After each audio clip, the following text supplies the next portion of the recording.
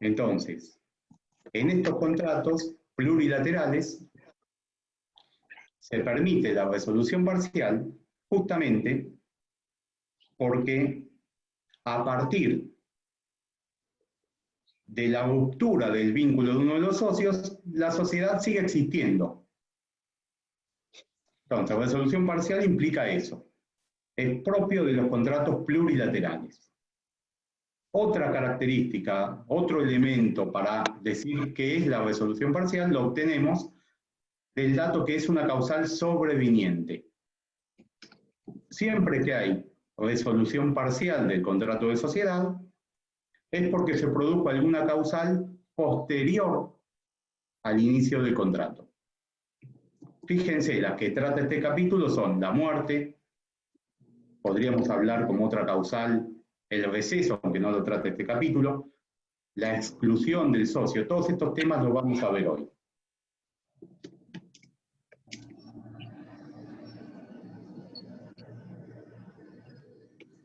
¿Cuál es el centro del tema? ¿Por qué en los contratos plurilaterales puede extinguirse uno de los vínculos, el vínculo de un socio con la sociedad, y sin embargo seguir existiendo la sociedad? La respuesta es esta. La ocurrencia de un hecho jurídico, dice Brunetti, se los estoy leyendo porque, para citar las palabras textuales de Brunetti, la ocurrencia de hechos jurídicos que solo interesan a una de las relaciones particulares entre un socio y la sociedad, no ataca, no tiene fuerza para destruir el vínculo orgánico. ¿Por qué? Porque lo que unió a todos los demás, incluido al que deja de estar en la sociedad, es compartir un fin y coincidir en un interés común. Por esa razón es que en los contratos plurilaterales puede extinguirse un vínculo y continuar el contrato, porque la intención común de los socios se mantiene a pesar de que un vínculo deje de estar. En cambio, si no fuera un contrato plurilateral, una compraventa, si el que tiene que venderte no va a vender, no tiene sentido que vos sigas siendo el comprador. Por eso es que, porque no hay una convergencia de fines igual que acá. Por esa razón es que no tiene sentido en los contratos bilaterales continuar un contrato cuando uno de los vínculos se extingue.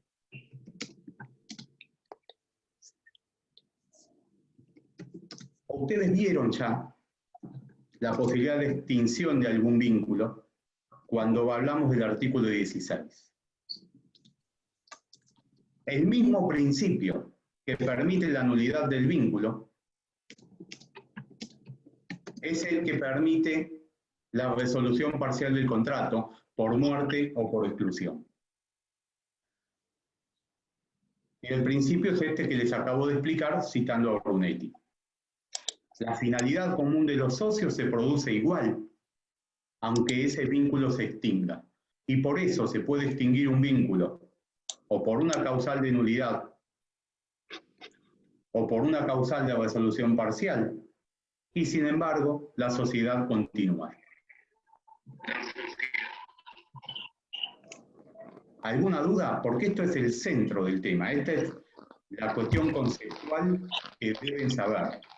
Si entienden la cuestión conceptual, después vamos a ir viendo la casuística, pero lo central es este concepto. Ustedes tienen que entender el concepto y tienen que entender el porqué del concepto.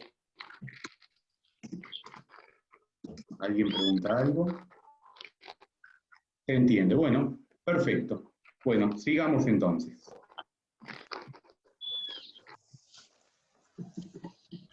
Tenemos que hablar, a ver, un minuto. Sí, alguien pide que por favor que se abran los micrófonos, salvo que tengan algo para decir, se abren los micrófonos, así se hace más fácil para los demás escuchar.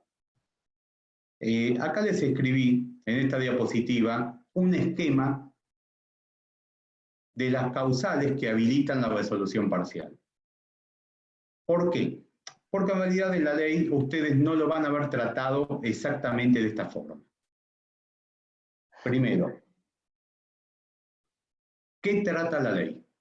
¿Cuáles son las causales que trata la ley?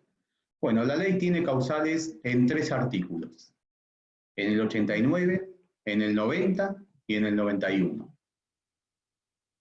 En el 89, la ley dice que en el contrato se puede prever causales de resolución parcial. Entonces, o muchas, pero cuando tenemos que hablar de causales de resolución parcial, tenemos que decir, primero, la que establezca el contrato. El contrato permite pactar causales de resolución parcial, en cualquier tipo social en principio.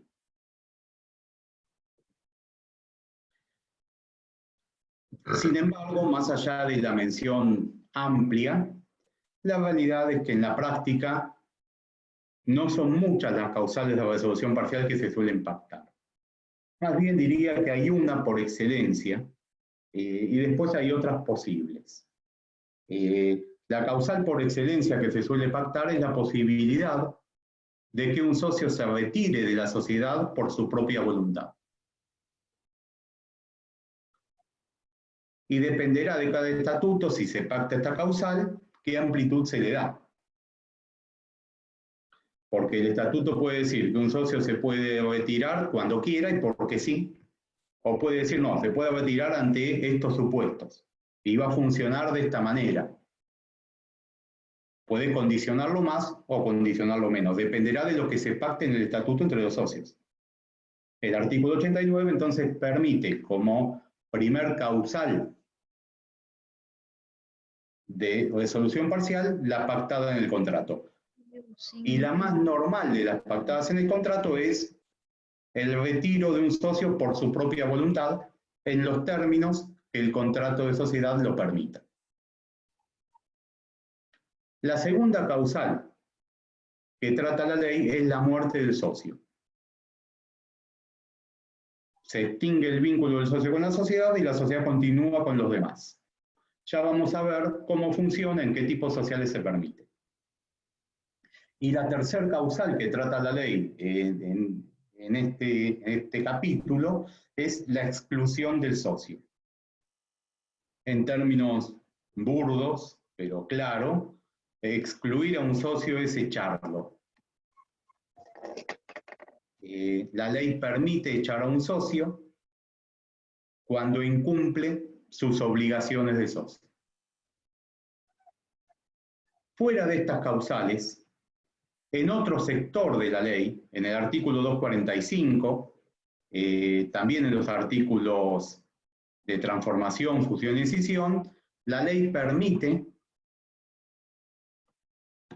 que un socio se vaya de la sociedad por causales previstas legalmente, que son causales extremas, causales que afectan la estructura del negocio. A este instituto se lo llama derecho de receso. ¿Cuál es la diferencia entre el derecho de receso y el retiro por voluntad de un socio? La diferencia que hay entre derecho de receso y retiro por voluntad de un socio es que el derecho de receso tiene origen legal, está establecido como una norma imperativa, lo que quiere decir que cuando se producen las causales legalmente previstas, que están previstas en el artículo 244, último párrafo de la ley, cualquier socio se puede ir de la sociedad, si así lo quiere, ejerciendo el derecho de receso. Mori, estoy calentando unos fideos, unos tallarines que quedaron del otro día. Come. Si querés. Digamos, alguien dejó abierto y se puso a hablar. Me frené porque pensé que me estaba diciendo algo a mí, pero después vi que no. Y en cambio, la causal de retiro por voluntad del socio no tiene origen legal y se da con o sin causa, de acuerdo a la previsión que diga el estatuto. Entonces, en las dos, el que se va porque quiere, pero en una se va por causales extremas previstas en la ley y de carácter imperativo, la del 244, y en la otra causal, en la del 89, se va porque lo quisieron los socios, no porque esté previsto en la ley, por las causas o sin causa, según lo prevea cada estatuto social. Fuera de estas causas, que son las causas que van a encontrar en la ley, siempre existe, y no hace falta que lo prevea ningún estatuto, ni que esté previsto en la ley tampoco, la posibilidad de que entre los socios exista un acuerdo. Acá les escribí acuerdo unánime de socios. Si los socios tienen algún problema y se ponen de acuerdo entre ellos en que alguno se va y los demás se quedan, por supuesto que esto es válido y no hace falta que lo diga la ley. Esto es válido porque la sociedad tiene un origen contractual. Entonces también pueden los socios ponerse de acuerdo, pero tendrán que ser todos, en que un socio se pueda ir.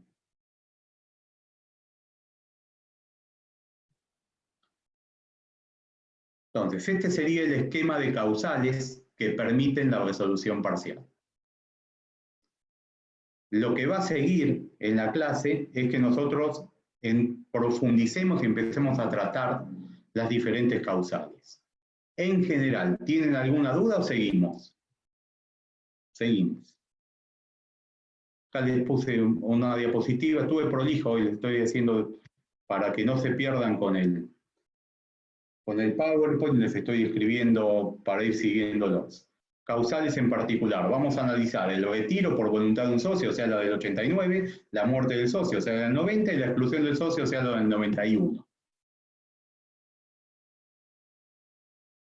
Retiro por voluntad del socio. El artículo 89, como les decía hoy, dice que los socios pueden prever en el contrato constitutivo causales de resolución parcial no previstas en la ley.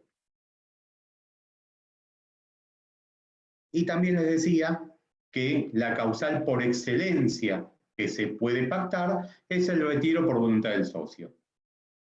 Ustedes, no sé si lo leyeron, no sé si se acuerdan, ya leyeron en algún lado en la materia la posibilidad de que un socio se pueda ir de la sociedad o no. ¿Se acuerdan dónde? Bueno, yo les digo dónde.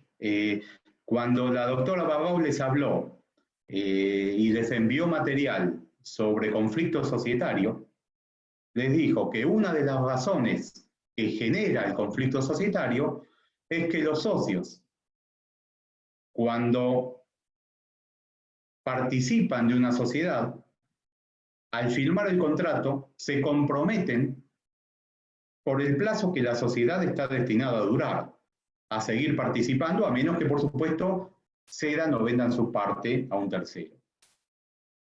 Y por lo tanto, como principio, un socio no se puede ir cuando quiere.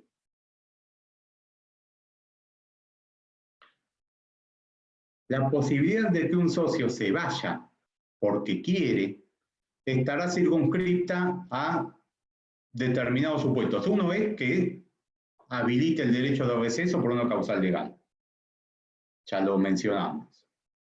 Y otra es que esté previsto en el contrato. Bueno, esta causal prevista en el contrato permite que un socio se vaya cuando quiera, o mejor dicho, con las causas o por las motivaciones que el contrato permita el retiro del socio. Y esto, como es una causal de origen contractual, sería válido en cualquier tipo social mientras esté previsto en el contrato social.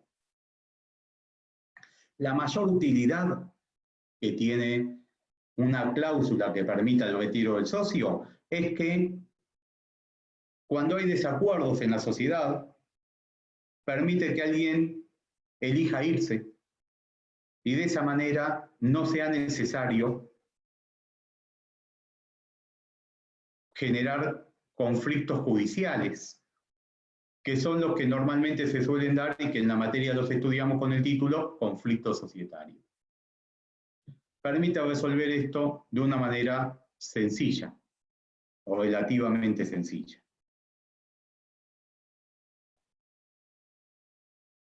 Pero ya les digo, siempre y cuando esté pactado en el contrato. Si no está pactado en el contrato, el socio, como principio, no tiene un derecho a irse de la sociedad cuando quiera.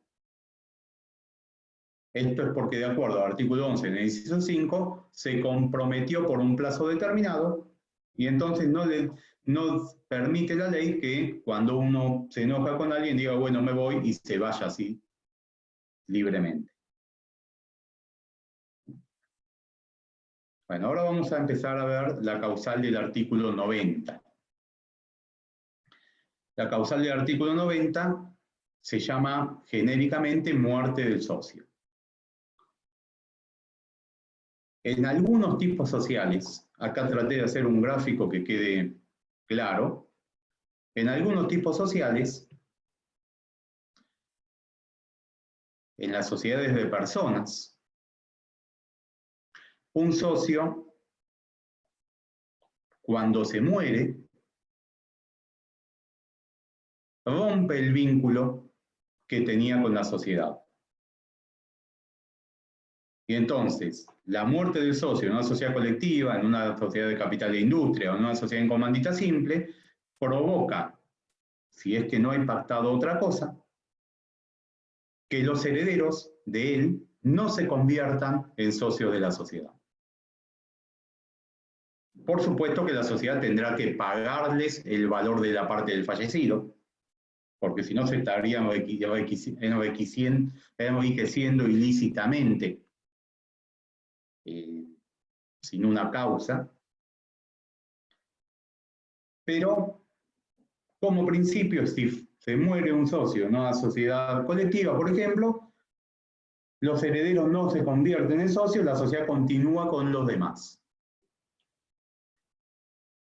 La ley contempla entonces la posibilidad de que en estas mismas sociedades, donde el efecto normal es la resolución parcial, se pacte la continuación incorporando a los herederos.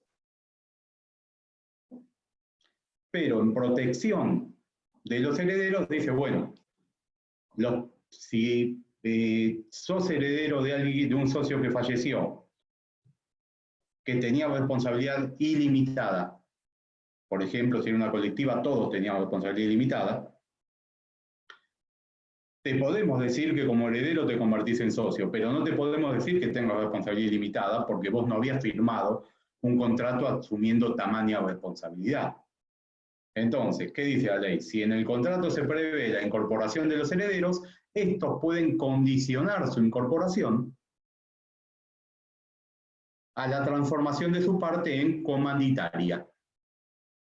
¿Qué es la parte comanditaria? En la sociedad en comandita hay dos tipos de socios. El comanditado, que tiene responsabilidad limitada, y el comanditario, el comanditado, que tiene responsabilidad ilimitada, y el comanditado, que tiene responsabilidad ilimitada.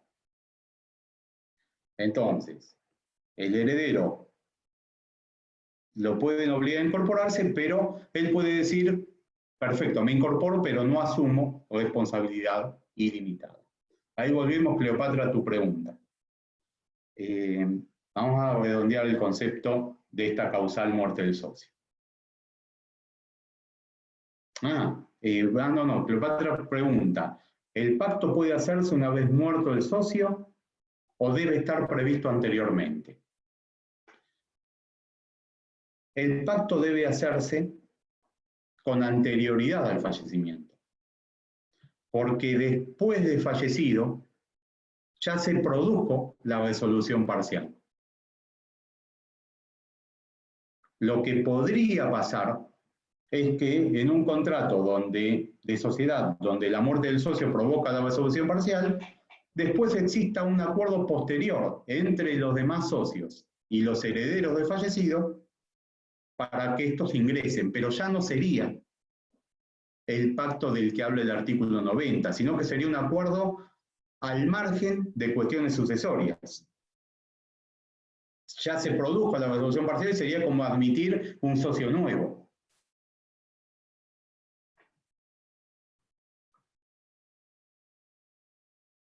¿Qué pasa si la sociedad es colectiva? No hay socios comanditarios en la sociedad colectiva. Bueno, en este caso será uno de los supuestos de transformación forzada o transformación por causa legal. La sociedad tendrá que transformarse de colectiva a comandita para que uno de los socios, el que va a ser el heredero, tome la categoría de socio comanditario. Ese es lo que la ley establece. Lo que la ley no dice, si bien es obvio, como estamos desarrollando el tema, vamos a decirlo, lo que la ley no dice es que entonces en los demás tipos sociales, SABL, SA, no lo escribí ahí, pero agregaría SAS, la muerte del socio permite como principio la incorporación del heredero a la sociedad. Entonces, la participación del socio en la sociedad es como otro bien de la herencia que los herederos reciben y la sociedad continúa con ellos.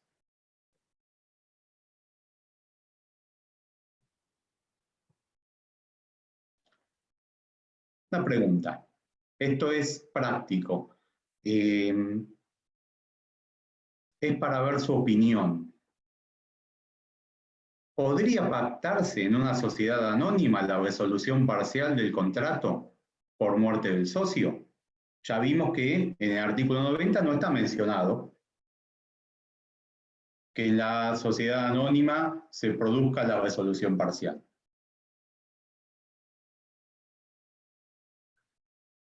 No les voy a pedir a todos que contesten, con que alguno diga algo, yo ya hablo.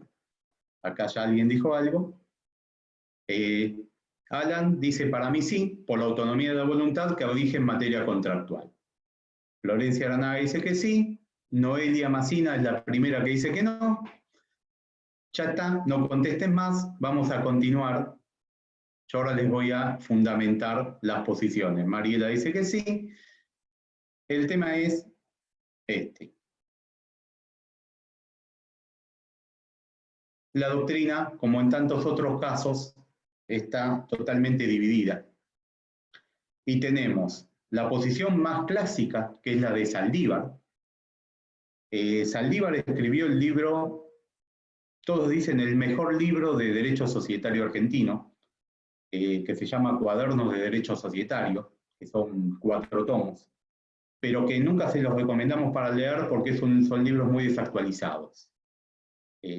Los fanáticos de la materia los leemos porque sabemos que siempre la mejor fundamentación, lo más escrito lo encontramos ahí.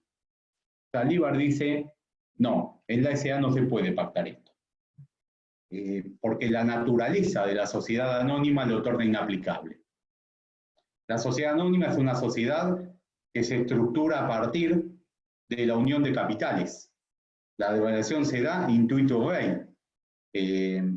Acuérdense que en la clasificación de sociedades, a estas sociedades las llamamos sociedades de capital. Dice entonces, si el socio cambia, cambia el socio, ya está. No podemos permitir que en esta sociedad un heredero diga, no, vos no entrás. Sin embargo, una posición más moderna, porque Saldívar escribió en los años 70 y 80, una posición más moderna es la de Javier Dubois, y Javier Dubois dice que sí, que es perfectamente válido pactar la no admisión de herederos. Acá les cité el trabajo de él, por si alguien tiene ganas de ir a mirar eso, que tengan elementos, donde Javier Dubois publica en internet la opinión de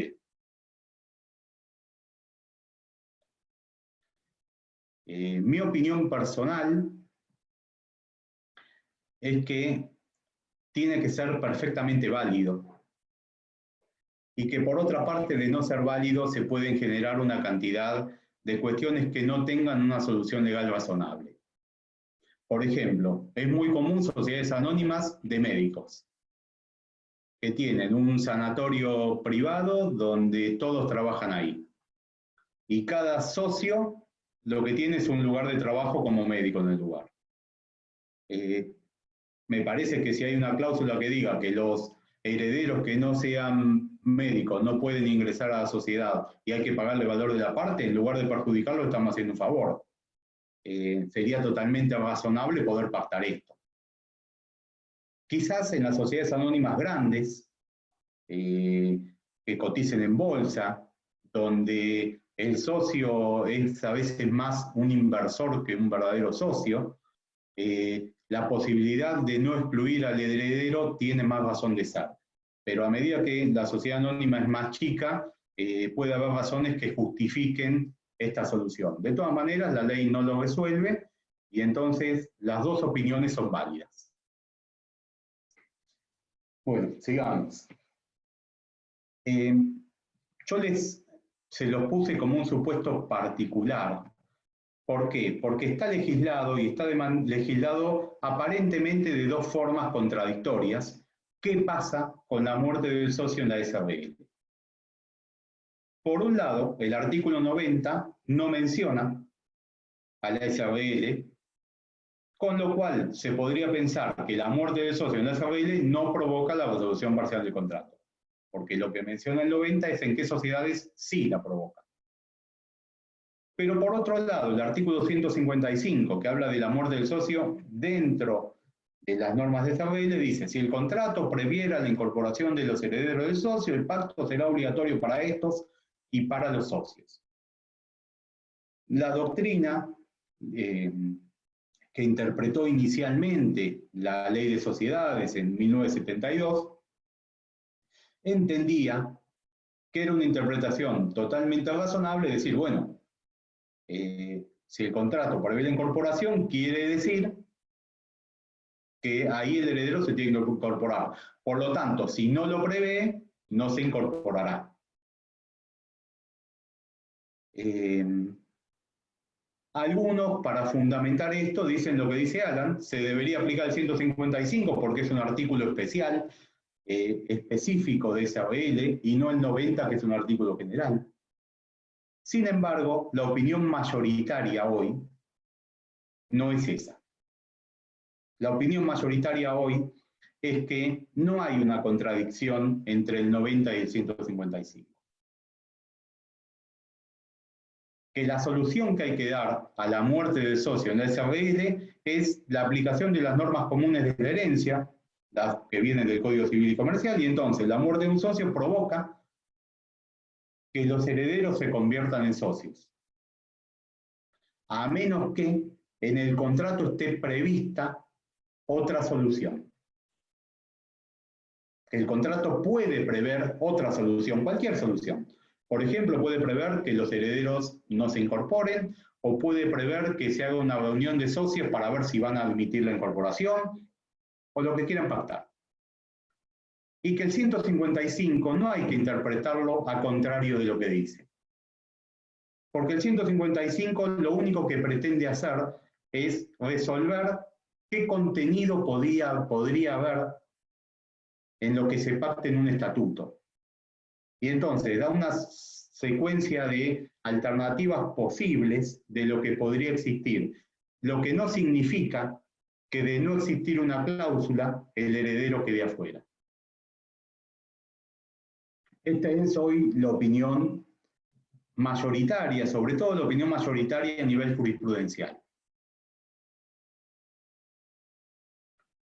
¿Estamos? Seguimos con la causal de exclusión, que quizás es la más compleja, la más larga. Les puse el artículo 91 para que lo tengan presente acá, que es donde lo trata. Todo el régimen legal que les voy a explicar en adelante está mencionado acá, pero yo no les voy a leer el artículo, sino que vamos a pasar a explicar el régimen legal. O sea, les puse el artículo no más que nada pensando en cuando se sienten a estudiar después con el PowerPoint. Primero, conceptualmente, vamos a hablar de su funcionamiento. ¿Qué es excluir a un socio? Como les dije al inicio de la clase, excluir a un socio es expulsarlo de la sociedad. Quizás sea una redundancia, contra su voluntad. Claramente, si te expulsan es que te están echando y vos no te querés ir. Bueno, eso es lo que pasa cuando se excluye un socio. ¿Cuándo se permite excluir a un socio? Bueno, la ley lo dice claro. Cuando un socio incurre en un grave incumplimiento de sus obligaciones de socio. Ustedes van a ver que el artículo 91 dice, se puede excluir un socio cuando hay justa causa.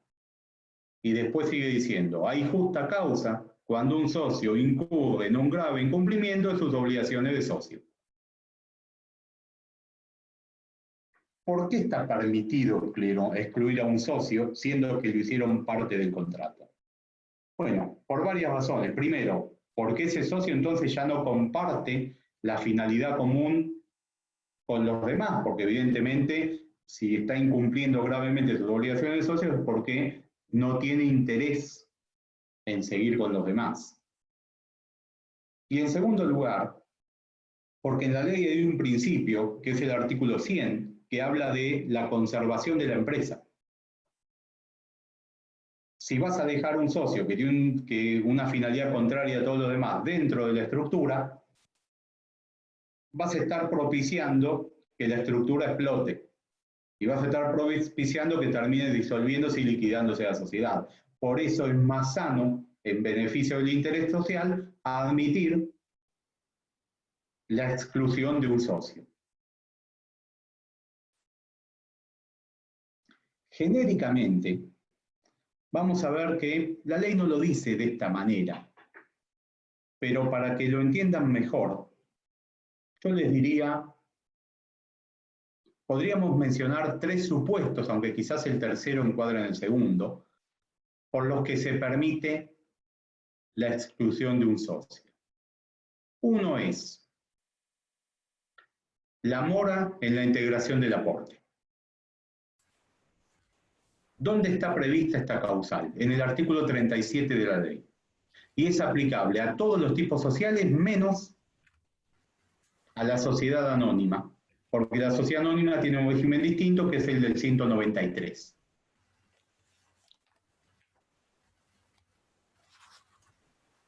El trámite que lleva la exclusión del socio por mora es distinto del trámite que lleva la exclusión del socio por justa causa. Por eso presten atención.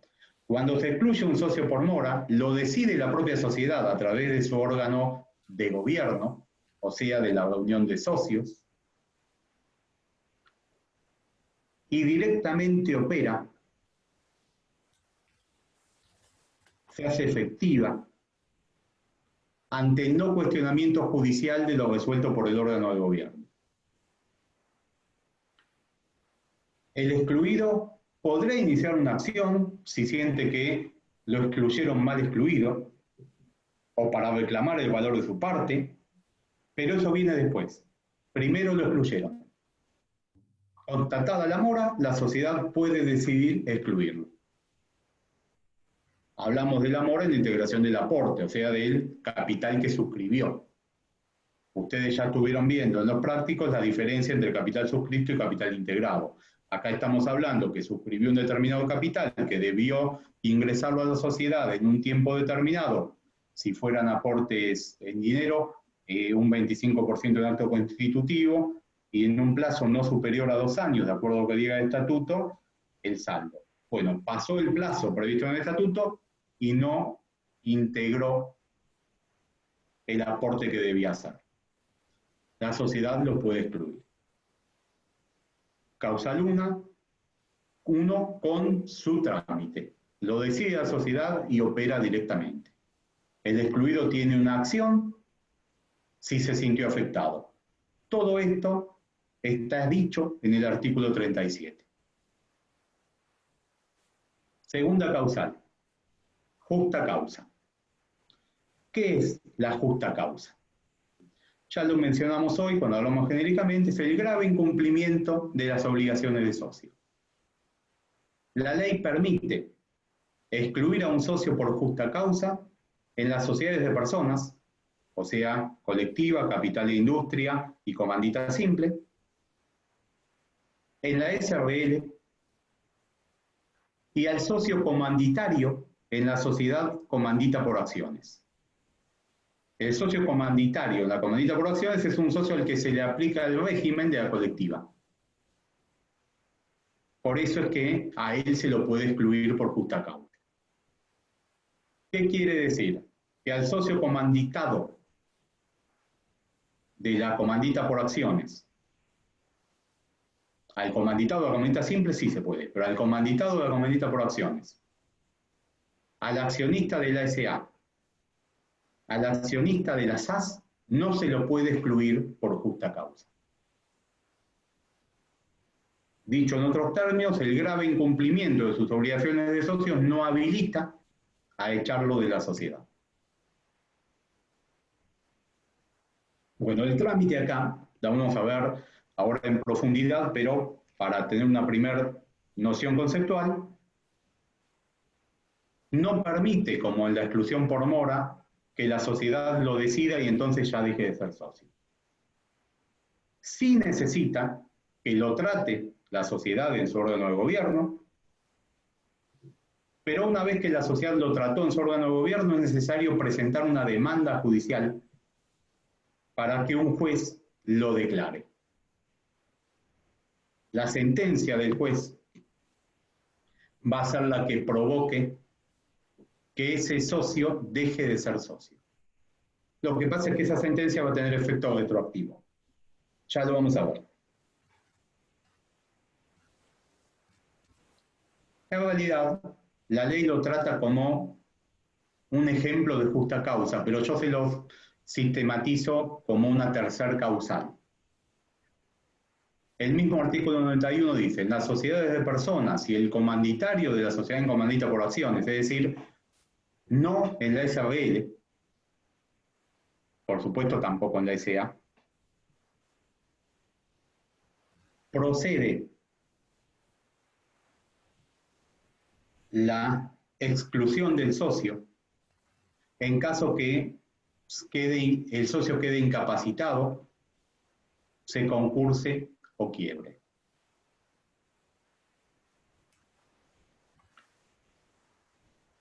Esta causal va a funcionar como la justa causa, porque en realidad tiene el mismo trámite previsto. Y después el artículo 93 explica que aunque la sociedad tenga dos socios, igual se puede hacer la exclusión de un socio. Después veremos en la próxima clase, no mañana que es de repaso, sino la del jueves que viene, qué pasa cuando la sociedad que tenía dos socios se queda con un solo socio por exclusión del otro. Solo les adelanto que la solución a este tema está en el artículo 94 bis, pero que es totalmente incompleta. Pero bueno, ya lo veremos el jueves que viene.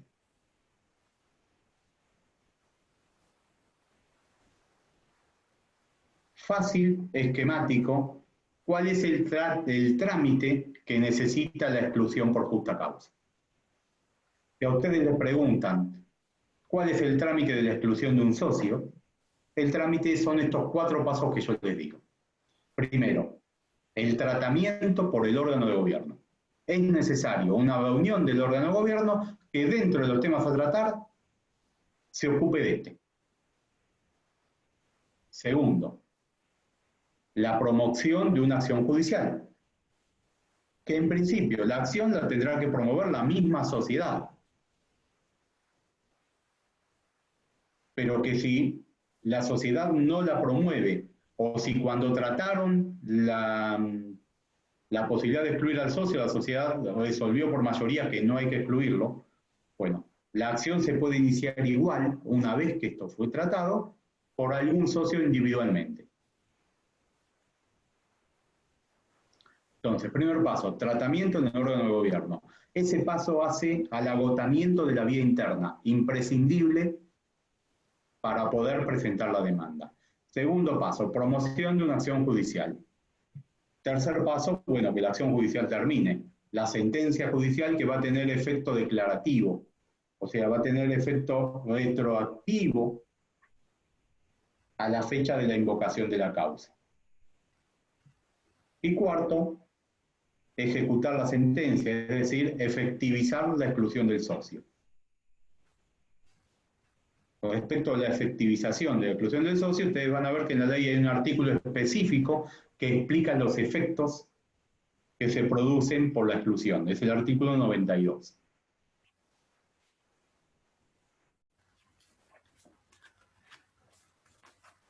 ¿Vamos bien hasta acá? Sigamos. Les puse en una diapositiva para que les resulte claro la tramitación, les resulte claro los aspectos procedimentales y los tiempos. Les puse en una filmina específica, en una diapositiva específica, tiempos y procedimientos, que tiene 4 menciones de tiempos y procedimientos. Primero, la ley establece un plazo de caducidad. Vos, para excluir un socio, lo tenés que hacer. El derecho caduca si no lo ejercés dentro de los 90 días de haber tenido conocimiento de la causa.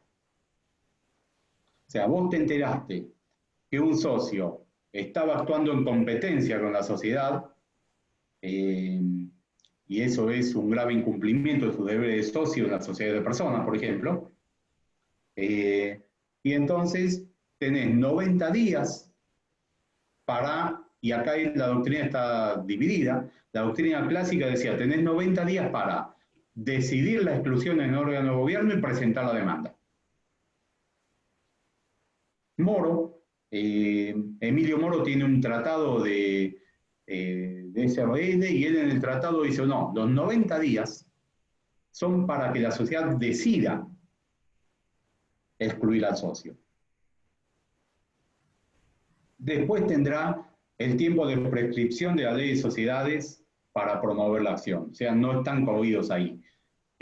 Lo que tiene que hacer es, dentro de los primeros 90 días, hacer la reunión de socios decidiendo la exclusión. Si pasan los 90 días y la sociedad, de acuerdo a la posición que tomemos, no decidió la exclusión o no la decidió y ejecutó promoviendo la demanda según la otra posición, ya no lo puede hacer. Ya el socio está perdonado, porque la sociedad tiene un plazo para ejercer este derecho. Pasado ese plazo ya no lo puede hacer, caducó. Y la caducidad como instituto no se suspende ni se interrumpe. Por lo tanto, son 90 días corridos desde que se conoció la causal. Por supuesto que acá hay una cuestión de hecho, y es, ¿y cuándo se conoció la causal? Bueno, puede haber supuestos donde sea muy clarito y quede documentado. En la mayoría de los casos, es algo poco claro cuándo se conoció. Más de una vez va al estudio gente y te dice, mira, este socio se armó una empresa él y está trabajando en competencia con nosotros. ¿Y vos desde cuándo lo sabés? Sí, lo sé desde hace 6 meses. Pero ahora lo quiere echar.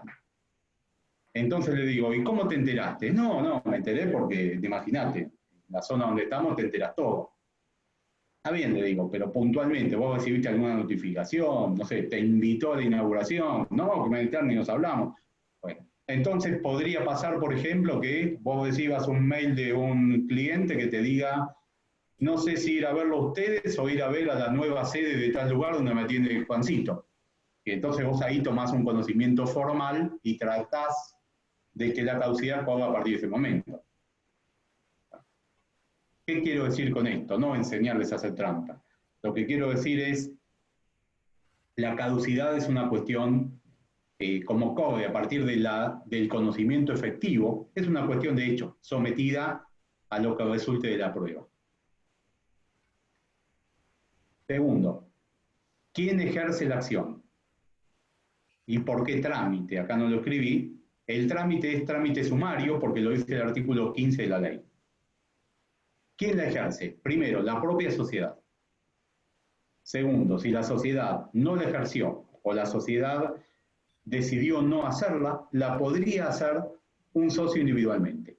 La ley lo que dice es concitación a los demás socios. Y yo les agrego, y a la sociedad. Por supuesto que la sociedad tiene que ser parte del proceso de exclusión. Mira, Carolina, tendríamos que decirlo de esta manera. La caducidad es de un plazo de 90 días desde que se conoció la causal. Y el conocimiento de la causal es una cuestión de hecho sometida a prueba. Esa es la forma correcta de decirlo. ¿Se pueden presentar? Bueno, ¿qué pasa si se quiere excluir? Si al socio que se quiere excluir es además el administrador. No le vamos a decir a él que presente una demanda contra él. Bueno, cuando la sociedad decide excluirlo, tendrá que designar un representante ad hoc, con la única finalidad de que actúe para llevar el juicio adelante. Tercero, medida cautelar. ¿Por qué pongo medida cautelar? ¿Que no se puede pedir cualquier tipo de medida cautelar? Sí, por supuesto, porque está en el Código de Procedimiento, el que presenta la acción podría pedir algún tipo de medida cautelar. Y el juez, si entiende que se dan los requisitos procesales, verosimilitud en el derecho, peligro en la demora y una adecuada contracautela, podría otorgarla. El tema, por eso lo mencionamos acá, es que en el artículo 91 la ley contempla una medida cautelar específica. Una medida cautelar para este supuesto. Y es la suspensión provisoria de los derechos del socio. Se puede pedir la suspensión de los derechos del socio como medida cautelar mientras tramite el juicio. ¿De qué derecho del socio? De cualquiera de sus derechos. Ustedes se acordarán, básicamente, la clasificación de derechos del socio es derechos políticos, el más importante el voto, derechos patrimoniales, el más importante llevarse el dividendo. Bueno, se puede pedir una medida cautelar que pida la suspensión del ejercicio de los derechos o de alguno de esos derechos mientras tramite el proceso. Jurisprudencialmente, también por la manera en que está redactado el artículo 91, los jueces son más propicios a dar la medida cautelar cuando el que presenta el juicio es la sociedad, y en cambio son más restrictivos, e incluso hay alguna jurisprudencia que dijo no lo puede pedir cuando el juicio es presentado por un socio individualmente.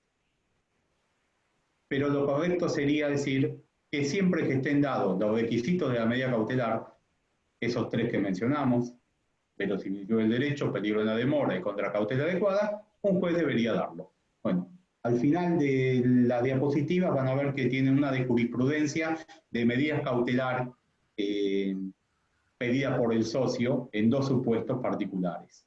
Eso quizás completa esta cuestión.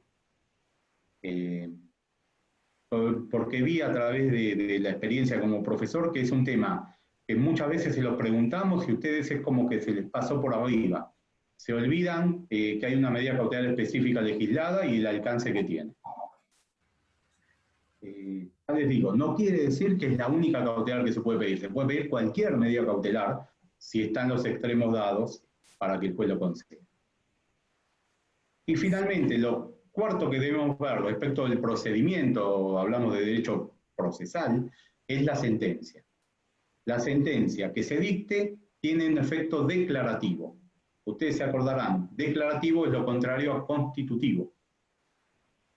Entonces, la sentencia va a ser retroactiva a la fecha de ocurrencia de la causal.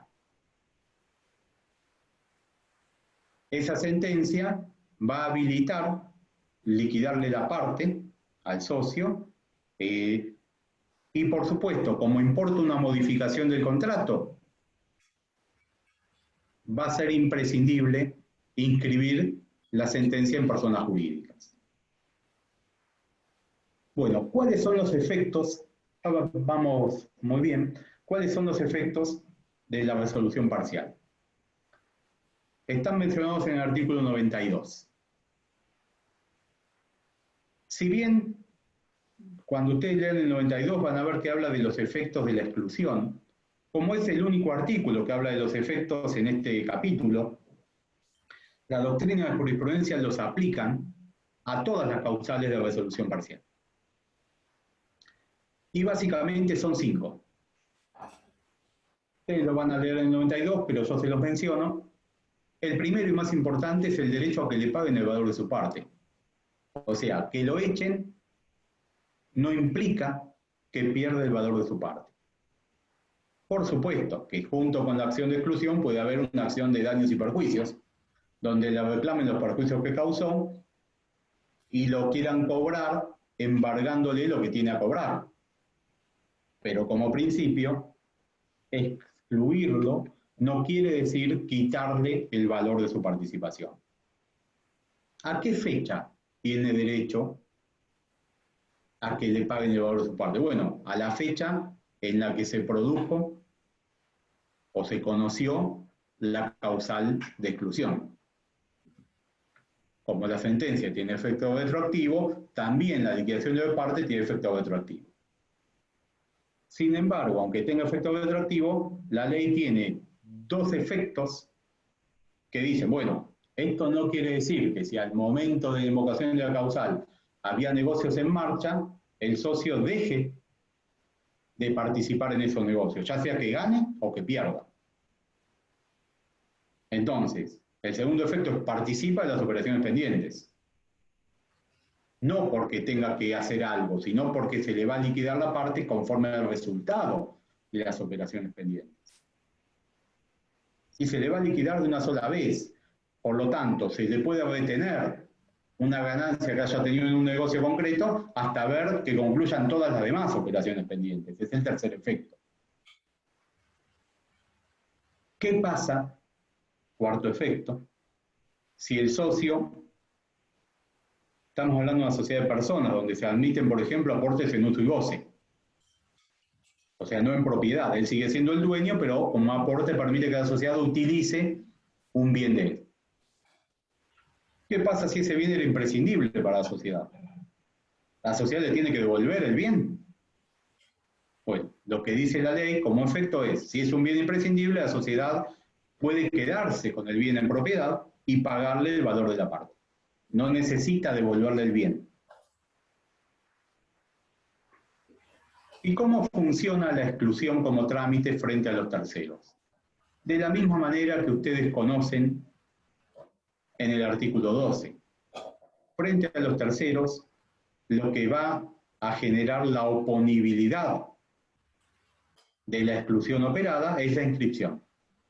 Hasta que no se produzca la inscripción, la persona no necesita, el socio sigue respondiendo frente a los terceros porque el tercero no necesita saber qué está pasando dentro de la sociedad.